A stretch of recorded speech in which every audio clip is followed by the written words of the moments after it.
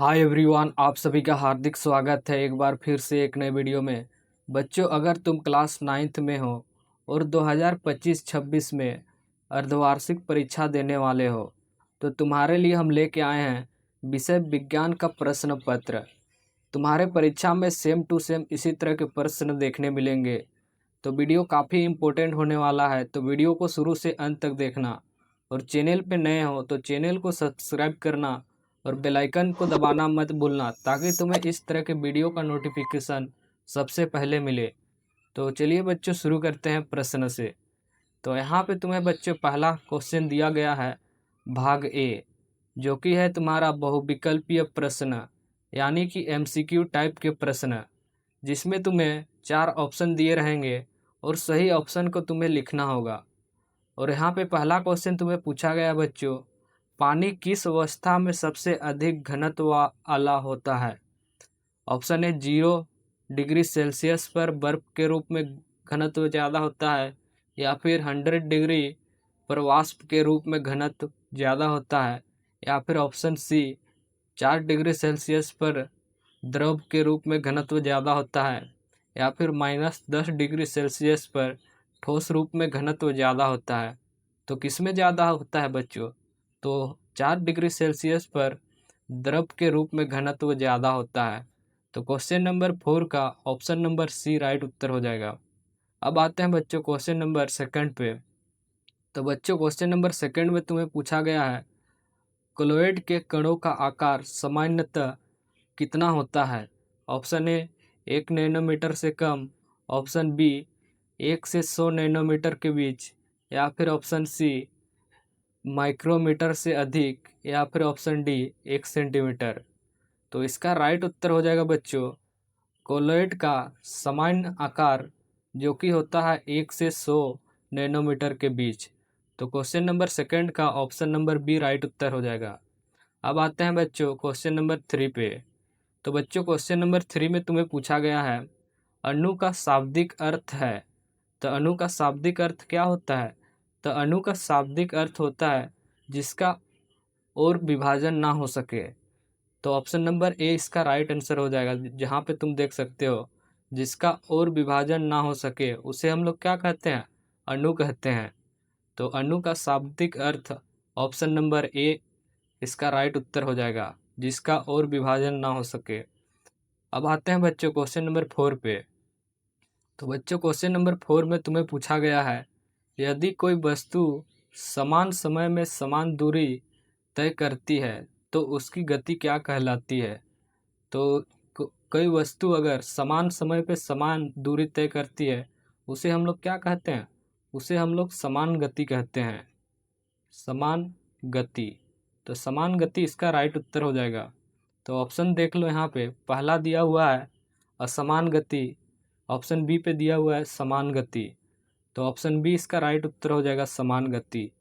अब आते हैं बच्चों क्वेश्चन नंबर 5 पे। तो क्वेश्चन नंबर 5 में तुम्हें पूछा गया बच्चों, अब आते हैं बच्चों क्वेश्चन नंबर 5 पे, जहाँ पे तुम्हें पूछा गया है, कोशिका का शक्ति गृह या फिर पावर हाउस किसे कहा जाता है? तो शक्ति गृह किसे कहा जाता है? कोशिका का माइटोकॉन्ड्रिया को कहा जाता है। तो ऑप्शन नंबर ए इसका राइट आंसर हो जाएगा। और किस लिए कहा जाता है ये तो तुम्हें पता ही है, क्योंकि माइटोकॉन्ड्रिया कोशिका में ऊर्जा उत्पादन का मुख्य स्थान है, इसीलिए इसको हम लोग कोशिका गृह या फिर पावर हाउस कहते हैं। अब आते हैं क्वेश्चन नंबर 6 पे बच्चों, जहाँ पे तुम्हें पूछा गया है, पौधों में जल और खनिज का परिवहन के लिए किस ऊतक द्वारा होता है? तो जल और खनिज प्रवाहन किस ऊतक द्वारा होता है? Option A phloem, B xylem, C parenchyma, D sclerenchyma. तो इसका राइट उत्तर हो जाएगा ऑप्शन नंबर बी, यानी कि जाइलम ऊतक के द्वारा जल और खनिज का परिवहन होता है। तो क्वेश्चन नंबर 6 का ऑप्शन नंबर बी राइट उत्तर हो जाएगा। अब आते हैं बच्चों क्वेश्चन नंबर 7 पे। तो क्वेश्चन नंबर 7 में तुम्हें पूछा गया है बच्चों, तंत्रिका ऊतक का मुख्य कार्य क्या है? ऑप्शन ए पोषक संग्रह, बी सहारा देना, सी संदेशों का संचार, डी गति करना। तो तंत्रिका उत्तक का कार्य होता है संदेशों का संचार करना, एक जगह से दूसरे जगह पहुंचाना। तो क्वेश्चन नंबर 7 का ऑप्शन नंबर सी राइट उत्तर हो जाएगा। अब आते हैं क्वेश्चन नंबर 8 पे बच्चों। क्वेश्चन नंबर 8 में तुम्हें पूछा गया है द्रव्यमान संरक्षण का नियम किसने दिया था? ऑप्शन ए डाल्टन ने, बी न्यूटन, सी लोविजिए, डी आइंस्टाइन। तो इसका राइट उत्तर हो जाएगा ऑप्शन नंबर सी, यानी कि लोविजिए ने द्रव्यमान संरक्षण का नियम दिया था। यानी कि क्वेश्चन नंबर 8 का ऑप्शन नंबर सी राइट उत्तर हो जाएगा।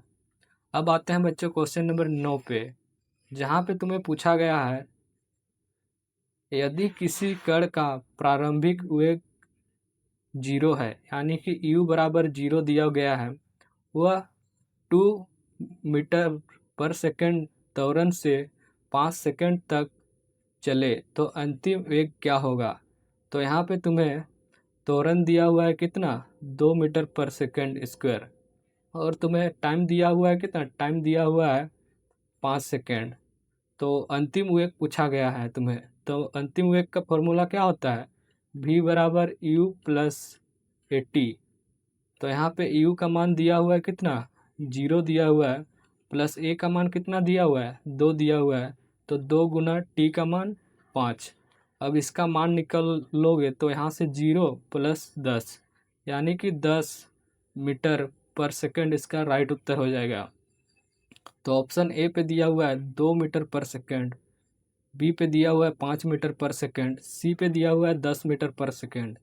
तो ऑप्शन नंबर सी इसका राइट उत्तर हो जाएगा, 10 मीटर पर सेकंड। अब आते हैं बच्चों भाग ब पे, जो कि तुम्हारा है अति बहुत लघु उत्तरीय प्रश्न, यानी कि वेरी शॉर्ट टाइप के प्रश्न पे, जिसमें यहाँ पे पहला क्वेश्चन पूछा गया बच्चों वाष्पीकरण पर शीतलन क्यों होता है? तो वाष्पीकरण पर शीतलन क्यों होता है? तो इसका उत्तर हो जाएगा वाष्पीकरण के दौरान कण अधिक ऊर्जा लेकर निकल जाते हैं और शेष कण औसत ऊर्जा घट जाती है, जिसे शीतलन होता है। तो शीतलन क्यों होता है, इसका राइट उत्तर तुम इस तरह से लिखोगे। अब आते हैं क्वेश्चन नंबर 2 पे, जहाँ पे तुम्हें पूछा गया है प्रासरण यानी कि ऑस्मोसिस को परिभाषा लिखिए। तो ऑस्मोसिस की परिभाषा लिखना है। तो ऑस्मोसिस एक अर्ध प्रागम्य झिल्ली के आर पार जल का उच्च सांद्रता से निम्न सांद्रता की ओर गमन को प्रासरण कहा जाता है। तो इस तरह से प्रासरण का परिभाषा तुम्हें लिख देना है। अब आते हैं क्वेश्चन नंबर 3 पे, जहाँ पे तुम्हें पूछा गया बच्चों त्वरण का एसआई मात्रक क्या है? तो त्वरण का एसआई मात्रक क्या होता है, मीटर पर सेकंड स्क्वायर। तो मीटर प्रति सेकंड स्क्वायर इसका राइट उत्तर हो जाएगा, यानी कि देख सकते हो यहाँ पे मीटर प्रति सेकंड स्क्वायर। अब आते हैं 4th क्वेश्चन पे, जहाँ पे तुम्हें पूछा गया बच्चों कोशिका का खोजकर्ता कौन है? तो कोशिका का खोज करता है तुम्हारा रॉबर्ट हुक, जो कि 1665 ईस्वी में कोशिका का खोज किया था। तो इस तरह से क्वेश्चन नंबर 4 का उत्तर लिखोगे। अब चलते हैं भाग स पे, जो कि है तुम्हारा लघु उत्तरीय प्रश्न। तो अभी तक चैनल को सब्सक्राइब नहीं किए हो तो चैनल को सब्सक्राइब कर दो और वीडियो को लाइक और शेयर करना मत भूलना, ताकि तुम्हें इस तरह के वीडियो सबसे पहले मिले। तो अब आते हैं भाग स का, जो कि है पहला क्वेश्चन। यहाँ पे तुम्हें पूछा गया है शुद्ध पदार्थ और मिश्रण में अंतर स्पष्ट कीजिए। तो शुद्ध पदार्थ में केवल एक ही प्रकार के कण होते हैं, जैसे कि सोना, जल, जबकि मिश्रण में 2 या 2 से अधिक पदार्थ होते हैं, यानी कि मिक्स टाइप के रहते हैं, जैसे कि वायु में कार्बन डाइऑक्साइड, ऑक्सीजन, नाइट्रोजन, बहुत सारे चीज़ें मिक्स है। इसमें 2 या 2 से अधिक पदार्थ है, इसीलिए हम लोग इसे मिश्रण कहते हैं। और दूसरा एग्जाम्पल देख लो नमक पानी। तो यह भी एक मिश्रण है, क्योंकि इसमें भी बहुत सारे पदार्थ मिक्स होते हैं। अब इसमें अंतर लिखना है तुम्हें। तो शुद्ध पदार्थ में गुण निश्चित होती है, यानी कि एक ही प्रकार के गुण होते हैं, जबकि मिश्रण में नहीं, यानी कि मिश्रण में अलग अलग तरह के गुण होते हैं। तो इस तरह से इसका अंतर और इसका परिभाषा भी लिखना है तुम्हें। सबसे पहले शुद्ध की परिभाषा, फिर मिश्रण की, फिर अंतर लिखना है तुम्हें। इस तरह से लिखोगे तो तुम्हें फुल में से फुल मार्क्स मिलेगा। अब आते हैं क्वेश्चन नंबर 2 पे, जहाँ पे तुम्हें पूछा गया है डाल्टन के परमाणु सिद्धांत के 2 मुख्य बिंदु लिखिए। तो इसका 2 मुख्य बिंदु था, पहला, पदार्थ अत्यंत छोटे अविभाजन कणों से बने होते हैं, यानी कि पदार्थ को तुम और टुकड़ों में नहीं बांट सकते हो। ये था पहला सिद्धांत। फिर दूसरा सिद्धांत वो है तुम्हारा, किसी तत्व में सभी परमाणु समान द्रव्यमान और गुण वाले होते हैं, यानी कि कोई तत्व ले लो, उसमें सभी परमाणु का समान द्रव्यमान होता है, यानी कि समान वेट होता है, और समान गुण वाले होते हैं, यानी कि समान कार्य करते हैं। अब आते हैं बच्चों क्वेश्चन नंबर 3 पे। तो क्वेश्चन नंबर 3 पे तुम्हें पूछा गया बच्चों, पौधे में पाए जाने वाले 3 प्रमुख सरल उत्तक लिखिए। तो पौधों में 3 प्रमुख सरल उत्तक का लिखना है तुम्हें यहाँ पे। तो पहला है पेरेनकाइमा, जो कि भोजन संग्रह करता है, यानी कि भोजन इकट्ठा करके रखता है। सेकंड है तुम्हारा कोलेकाइमा, यह लचीलापन होता है, वह लचीलापन में मदद करता है। और तीसरा है तुम्हारा स्क्लेरेकाइमा, जो मजबूती देता है। तो ये तुम्हारा 3 सरल उत्तक है, और इसके प्रमुख कार्य भी तुम देख सकते हो, साइड में लिख दिए हैं। तो इस तरह से क्वेश्चन नंबर 3 का उत्तर लिखोगे। अब आते हैं क्वेश्चन नंबर 4 पे। क्वेश्चन नंबर 4 में तुम्हें पूछा गया है, वेग समय ग्राफ में चली गई दूरी कैसे ज्ञात की जाती है। तो बहुत इम्पोर्टेंट है, इसको तो तुम याद करके रखना। ग्राफ के नीचे क्षेत्रफल चली गई दूरी को दर्शाता है। तो इसका उत्तर इस तरह से लिखोगे, वेग समय ग्राफ में चली गई दूरी को हम लोग उसके नीचे का क्षेत्रफल से हम लोग निकालते हैं। तो क्वेश्चन नंबर 4 यहाँ पे समाप्त होता है। अब आते हैं दीर्घ उत्तरीय प्रश्न, जो कि तुम्हें 5 मार्क्स के पूछे जाएंगे।